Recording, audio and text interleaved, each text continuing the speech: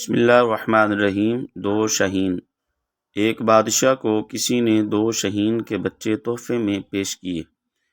بادشاہ نے دونوں کو اپنے شاہینوں کی تربیت کرنے والوں کے سپرد کر دیا تاکہ وہ ان دونوں کو تربیت دیں اور وہ شکار پر لے جا سکیں۔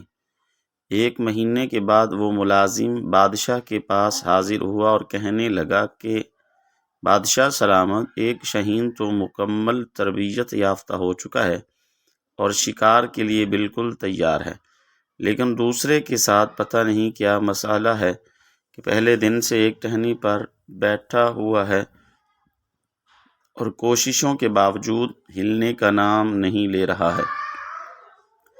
اس بات سے بادشاہ کا تجسس بڑھ گیا اور اس نے درباری حکیموں، جانوروں اور پرندوں کے ماہرین سے کہا کہ پتہ لگائیں آخر وجہ کیا ہے، لیکن وہ بھی کوشش کر کے دیکھ چکے، کوئی نتیجہ معلوم نہ کر سکے۔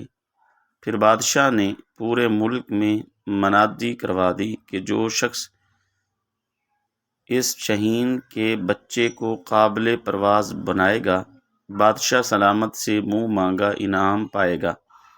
اگلے دن بادشاہ نے اپنی آنکھوں سے دیکھا کہ جو شاہین پرواز کرنے پر آمادہ ہی نہیں تھا، شاہی باغ میں چاروں طرف اڑ رہا ہے۔ بادشاہ نے فوراً حکم دیا کہ اس شخص کو پیش کیا جائے جس شخص نے یہ کارنامہ انجام دیا ہے۔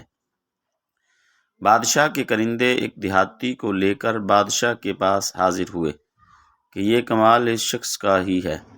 بادشاہ نے اس شخص سے پوچھا کہ تم میں آخر کس طرح وہ کام کر گئے جو میرے دربار کے ماہر حکیم اور پرندوں کو سدھارنے والے نہ کر سکے؟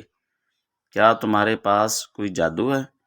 وہ شخص بولا، عرض کیا بادشاہ سلامت، میں نے صرف اتنا کیا کہ جس ٹہنی پر یہ بیٹھا ہوا تھا وہ ٹہنی کاٹ دی اور وہ زمین کی طرف گرتے وقت جبلی طور پر اس کے پر کھل گئے اور پھڑپھڑائے اور اسے پہلی دفعہ احساس ہوا کہ اس میں طاقت پرواز ہے۔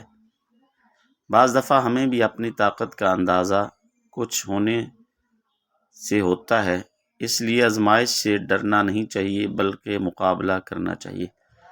جس دن مسلمان کو یہ پتہ چل گیا کہ وہ پرواز کر سکتا ہے، اس دن کے بعد اللہ رب العالمین کی بارگاہ میں پہنچنے کے لیے یہ ضرور باطل سے ٹکرائے گا۔ اس پیغام کو دوسروں تک پہنچائیں، شاید کسی کی زندگی آپ کے ذریعے بدل جائے۔